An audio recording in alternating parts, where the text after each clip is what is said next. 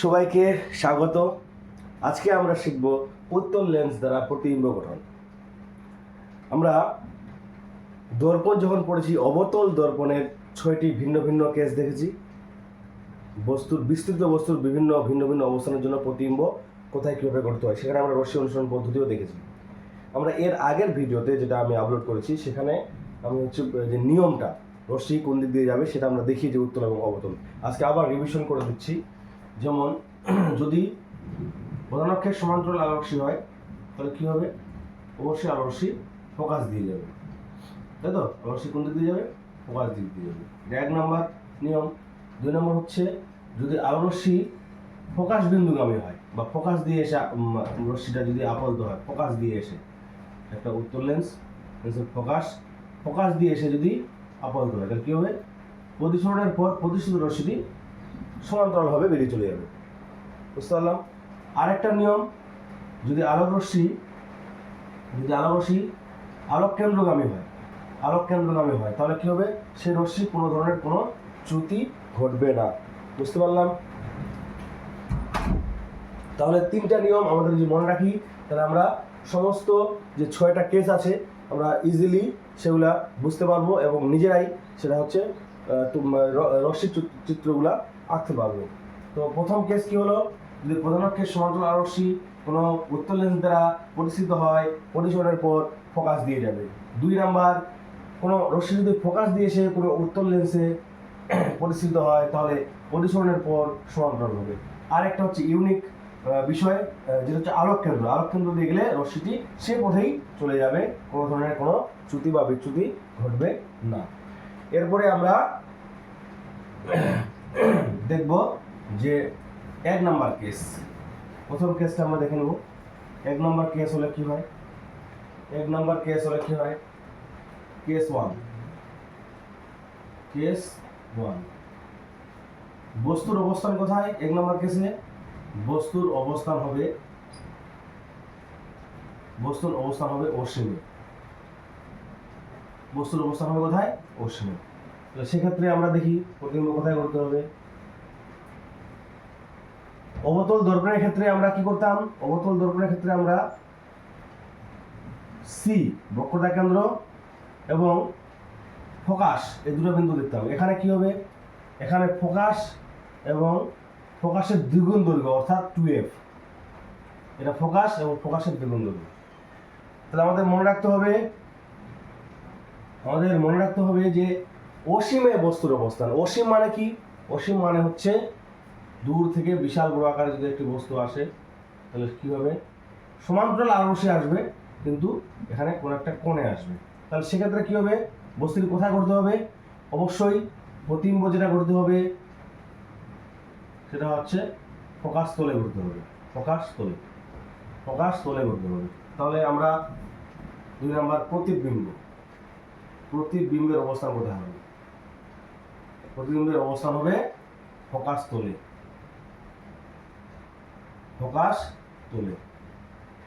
3 নম্বর, প্রতিবিম্বের অবস্থান কোথায় হবে? প্রতিবিম্বের অবস্থান হলো, প্রতিবিম্বের আকার কি হবে?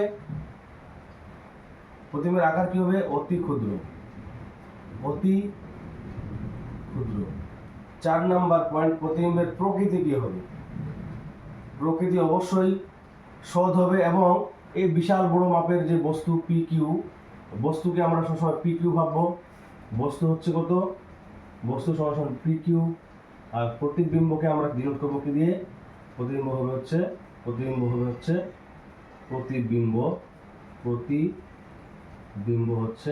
ছোট PQ।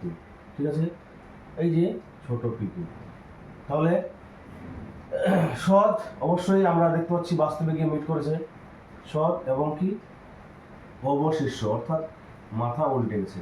এদিকে মাথা ছিল, মাথা এদিকে হয়ে গেছে। তাহলে প্রথম কেস আমরা বুঝতে পারলাম এটুকুই। এই ক্ষেত্রে আমাদের হচ্ছে মনে রাখতে হবে যে যেটা আমরা গৌণ ফোকাস পড়েছি, গৌণ ফোকাসের কনসেপ্ট দিয়ে আমরা এটা বুঝতে পারবো। এবারে আমরা 2 নম্বর কেসে চলে যাব। 2 নম্বর কেসে আমাদের বস্তুর অবস্থান কোথায় হবে? কেস 2তে আমাদের বস্তুর অবস্থান হবে অসীম ও 2f এর মাঝে। 2f এর মাঝে। বুঝতে পারলাম? অসীম ও 2f এর মাঝে। তাহলে একটা উত্তল লেন্স দেখাচ্ছি এভাবে, এটা f অসীম ও 2f এর মাঝে। জায়গা একটু শর্ট হয়ে যাচ্ছে লেখাগুলোর জন্য, লেখাগুলো একটু ছোট করে লিখতে হতো। আচ্ছা, আমি একটু জায়গাটা করে নিই, তারপর আবার ভিডিওটা চালু করছি। তাহলে বস্তুর অবস্থান অসীম ও বক্ররেখাকেন্দ্রের মাঝে একটা উত্তল লেন্স দেখানোর চেষ্টা করছি। প্রধান অক্ষ এটা f, এটা 2f, এটা f, এটা 2f। তাহলে বস্তু কোথায়? এদিকে হবে এরকম রশ্মির যে রে ডায়াগ্রাম, এগুলোকে আমার আরেকটা নাম হচ্ছে কি রে ডায়াগ্রাম। রে ডায়াগ্রাম। রশ্মি পাঠালাম, যেটা প্রধান অক্ষের সমান্তরালভাবে যাবে সে কি করবে? ফোকাস দিয়ে পাস করে যাবে। আর একটা রশ্মি আমাকে কোথা দিয়ে পাঠাতে হবে? ফোকাস দিয়ে পাঠাতে হবে। সেটা কি হবে? প্রধান অক্ষের সমান্তরাল হবে, তাই তো? প্রধান অক্ষের সমান্তরাল হবে। যে জায়গায় মিট করলো এখানে প্রতিবিম্ব করতে হবে। একটা বস্তু PQ, প্রতিবিম্ব হচ্ছে PQ। ঠিক আছে? তাহলে রশ্মি চিত্রগুলো দেওয়া দরকার এইভাবে। হ্যাঁ, তাহলে এই জায়গায় প্রতিবিম্ব হলো। তাহলে বস্তু অবস্থান যদি অসীম ও 2f এর মাঝে হয়, তাহলে আমরা প্রতিবিম্বের অবস্থান কোথায় দেখতে পাচ্ছি? প্রতিবিম্বের অবস্থান দেখতে পাচ্ছি আমরা f ও 2f এর মাঝে। আকার কি হলো? আকার অতি ক্ষুদ্র হবে না, কিন্তু বস্তুর তুলনায় অবশ্যই ক্ষুদ্র হবে। প্রকৃতি কি হবে? বাস্তবে মিট করেছে, অতএব সৎ ও অবশিষ্ট। 2 নম্বর কেস তাহলে বুঝতে পারলাম। তাহলে বস্তু যদি অসীম ও 2f এর মাঝে অবস্থান করে, তাহলে প্রতিবিম্ব অবস্থান করছে f ও 2f এর মাঝে। হ্যাঁ, প্রতিবিম্বের অবস্থান কি হচ্ছে? অবশ্যই যেদিকে বস্তু আছে তার বিপরীত দিকে, এটাও মাথায় মনে রাখতে হবে। ঠিক আছে? এবার আমরা দেখবো কেস 3। কেস 3-তে আমাদের বস্তু কোথায়? আগে অসীম ছিল, তারপর অসীম 2 এর মাঝে, এবার বস্তু কোথায় আসবে আমরা বুঝতে পারছি। তাহলে এবার বস্তুর অবস্থান হবে 2f এ। বস্তুর অবস্থান হবে 2f এ। 2f এ যদি হয়, এটা একটা ইম্পর্টেন্ট কেস, মনে রাখতে হবে। এটা VBI পরীক্ষায় আসে। 2f এ যদি বস্তুর অবস্থান হয়, তাহলে প্রতিবিম্ব কোথায় হবে সেটা আমরা এবার দেখে নেব।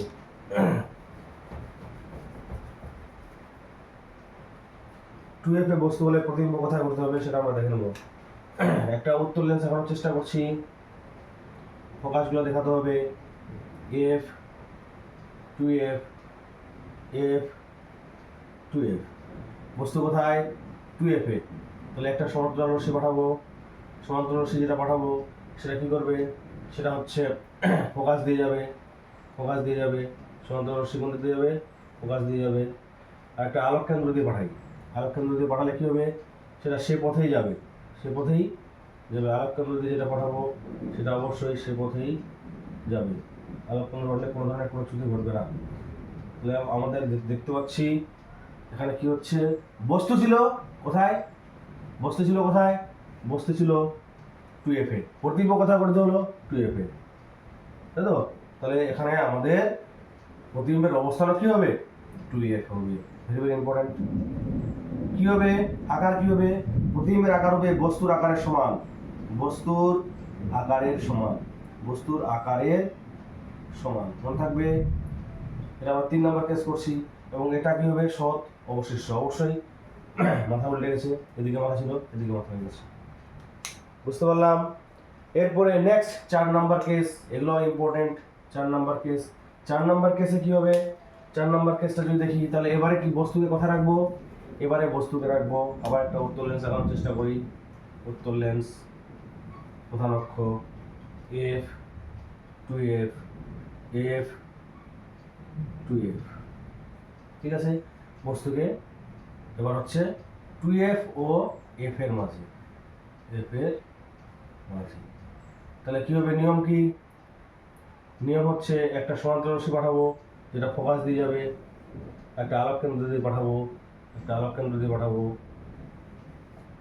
যাই হোক, একটু স্কেল দিয়ে করলে ভালো হবে। প্রতিবিম্ব, তাহলে এখানে কিন্তু প্রতিবিম্বের আকার বড় হয়ে গেছে।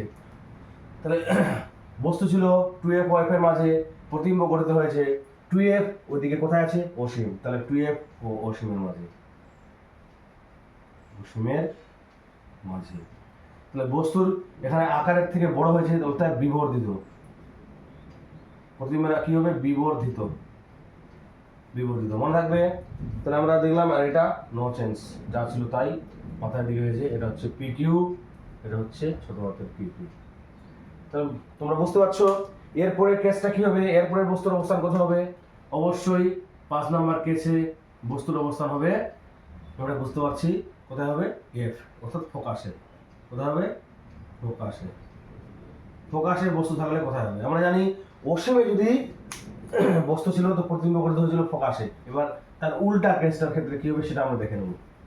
যদি এবার হচ্ছে কি, এবার হচ্ছে বস্তুর অবস্থান হচ্ছে আমার ফোকাসে, তাহলে প্রতিবিম্ব কোথায় গঠিত হবে? উত্তর লেন্স এফ, 2F, এফ, এদিকে এগুলো উপরে দিই, যদি রশ্মিটা নিচে নামছে, তাহলে এবার বস্তু কোথায়? ফোকাসে। সমান্তরাল রশ্মি পাঠালাম, ফোকাস দিয়ে যাবে। আলোক কেন্দ্র দিয়ে পাঠাবো, আলোক কেন্দ্র দিয়ে যাবে, প্রচ্ছন্ন করবে না। তাহলে আমরা কি দেখতে পাচ্ছি? এখানে পরস্পর সমান্তরাল রশ্মিতে পরিণত হয়েছে। সমান্তরাল রশ্মিতে পরিণত হওয়া মানে কি? যদি সমান্তরালভাবে রশ্মি আসে তার মানে ভাবছি অসীম থেকে এসেছে, আর সমান্তরালভাবে রশ্মি যদি যায় তাহলে ভাববো সমান্তরাল অসীমে গিয়েছে, অসীমে গিয়ে মিট করেছে আমরা ভাবতে পারি। তাহলে প্রতিবিম্বের অবস্থান কোথায় হবে? অসীমে হবে, অসীমে হবে।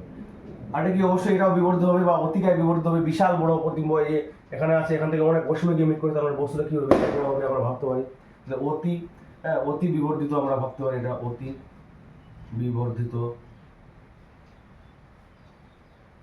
বুঝা গেল? আর কি? এটা সৎ অবশিষ্ট হবে।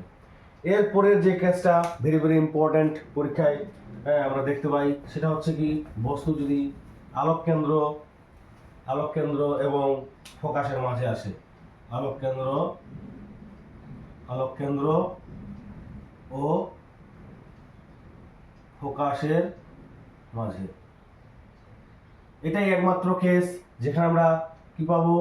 যেখানে আমরা হচ্ছে এটাই একমাত্র কেস যেখানে আমরা হচ্ছে বস্তুর অসৎ প্রতিবিম্ব পাবো, অসৎ প্রতিবিম্ব পাবো। F, 2F, F, 2F। বস্তু কোথায়? বস্তুকে রাখছি আমরা আলোক কেন্দ্র এখানে মাঝে। তাহলে কি করব? একটা রশ্মি ফোকাস দিয়ে যাবে আর একটা আলোক কেন্দ্র দিয়ে পাঠাচ্ছি, আলোক কেন্দ্র দিয়ে পাঠাচ্ছি।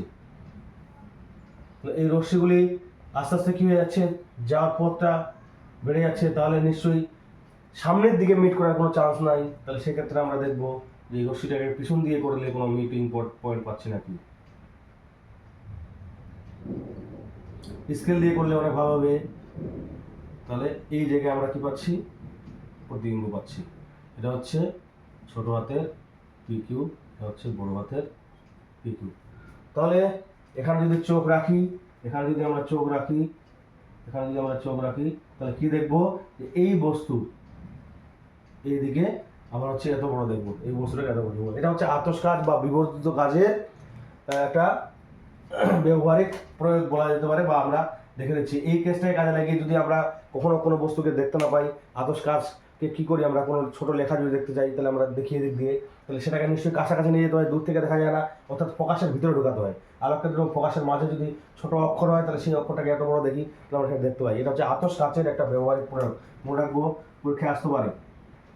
আতশ কাচ, আতশ কাচের ব্যবহারিক প্রয়োগ একটা রশ্মি চিত্রের সাহায্যে দেখা হয়। এগুলাকে অনেক সময় রশ্মি চিত্র বলে। উত্তর লেন্স দ্বারা প্রতিবিম্ব গঠন করলাম আমরা 6টা ভিন্ন ভিন্ন, এটা 6 নাম্বার কেস, এখানে লিখতে ভুলে গেছি। তাহলে আলোক কেন্দ্র ফোকাসের মাঝে, তাহলে বস্তুর অবস্থান কোথায় হলো? বস্তুর অবস্থান হলো যেদিকে বস্তু সেদিকেই, বস্তু যেদিকে সেদিকেই, সেদিকেই হলো। এটা কি হলো? অবশ্যই বিবর্ধিত, অতি বিবর্ধিত না হলো বিবর্ধিত, বিবর্ধিত আকার হবে কি? বিবর্ধিত, বিবর্ধিত।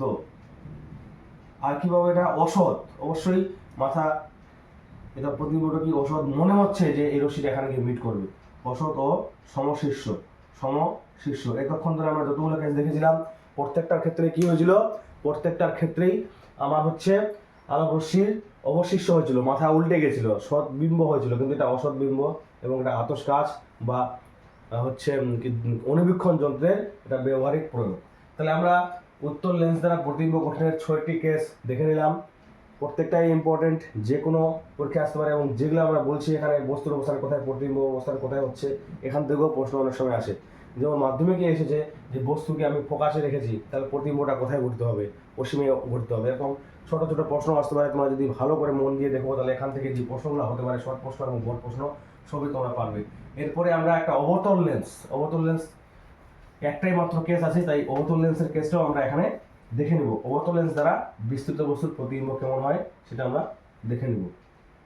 অবতল লেন্স, আচ্ছা ব্ল্যাকবোর্ডটা পরিষ্কার করে দিই, যেহেতু অবতল লেন্সের রে ডায়াগ্রাম তাই এগুলা লিখছি না।